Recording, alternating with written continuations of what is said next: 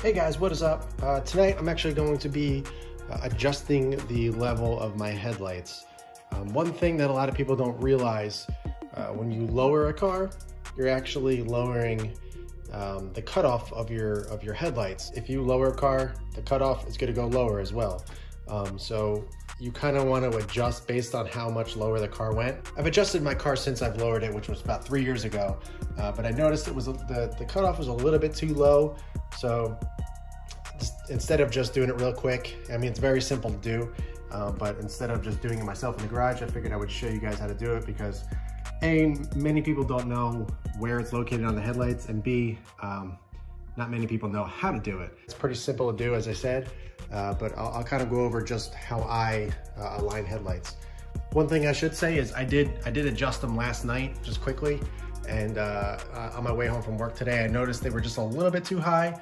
Basically, you want the cutoff pointing at a level where it's not reflecting off of street signs and houses and everything like that. You want to you want the beam and the cutoff to be directly in front of you, straight out. You don't want too low or too high. There's kind of a happy medium. The real way to do this is actually go outside, go to a flat wall, and the ground's even, and you want to be back about, you want to put the car back about 25 feet. And then kind of adjust from there. But for me, I kind of know, I've been doing lighting stuff for years and years. So I kind of have an eye for it. So I know just how much to adjust and everything.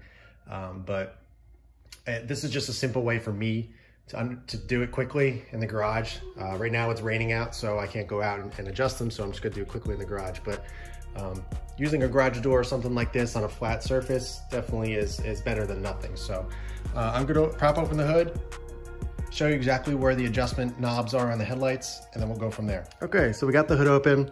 I'm gonna show you, I'm just gonna do the driver's side. It's a little bit easier to show because on this side, the intake is in the way. But on the driver's side, if you look directly, here's the battery. You wanna look for the white knob, which is right there. It's actually an 8mm little nylon or plastic nut.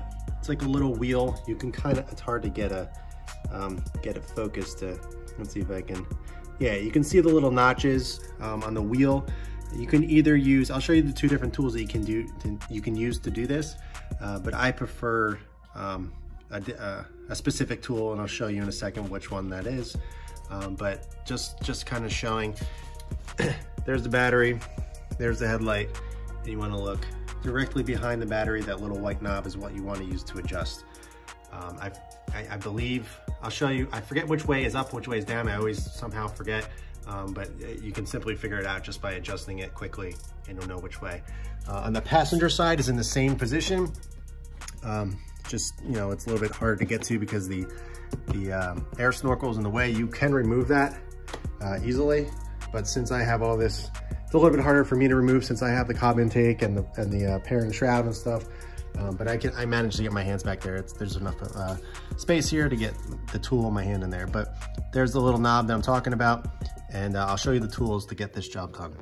Okay, so heading over to the toolbox, what I prefer to use, these are my ratcheting wrenches. Those are just normal wrenches over there. You need an 8mm wrench. Whether it's ratcheting or not, that's totally up to you. But having a ratcheting wrench is much easier for this job, simply because you can leave it on there and just twist as opposed to taking it on and off, because it's a pretty small space, and it can get frustrating if you don't have a ratchet. You can also use a socket and a ratcheting wrench, but I found this to be the easiest. You can also use a flathead screwdriver, something long like this, and this way takes a little bit longer, but I'll show you I guess how you can do it. Those little notches I was talking about earlier, you can put the screwdriver in there and kind of just twist on the little gears on the knob, and it'll adjust. But like I said, I found the 8mm ratcheting wrench here to be the easiest way to do it. I'll set the camera up. I don't think I'll be able to really show you exactly, just because the space there is pretty tight, but I'll show you just how the headlights go up and down based on turning that little wheel left or clockwise or counterclockwise. I'll tell you exactly which way is which, But let me set the camera up and turn the lights on, and then we'll go from there. Another good thing to do, just a frame of reference, you can put tape exactly where the cutoff is currently. I use that little, kind of hard to see on camera, see if I can get closer. But yeah, you can see the little like rainbow right here, and it kind of curves up. There's like a little space right here. I just put the tape right on top on both sides.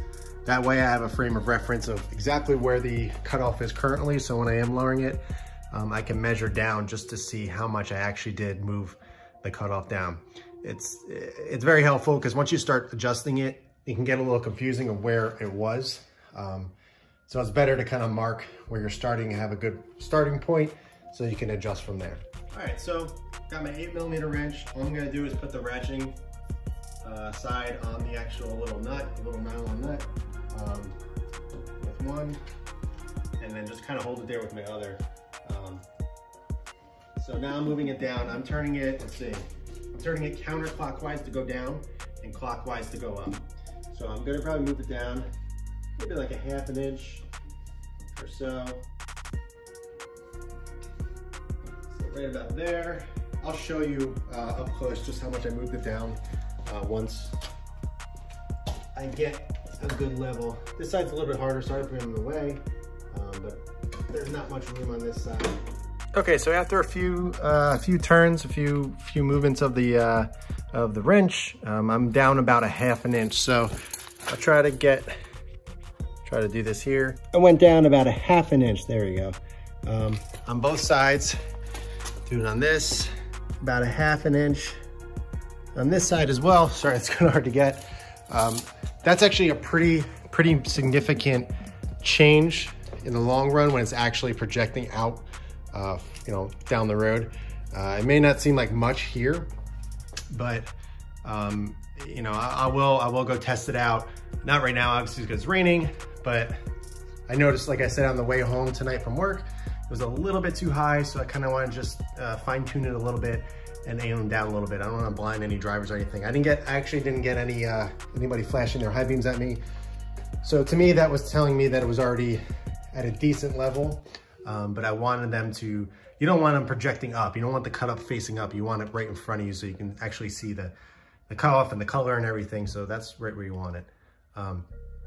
But yeah, very simple. I think many of you can do this. I'll take a, I mean, every measurement's gonna be different, but I'll measure it from the ground here up so you guys get a reference of where mine are at. I don't know if this is gonna be the final height that I keep them at, but like I said, I'm gonna test it tomorrow night and see if I like it there. If not, I'll probably lower it down another ½ an inch or so, but I'll give you a measurement from the ground here. There's a little bump, a little step down there, so maybe I'll just measure it from the right here instead of right there.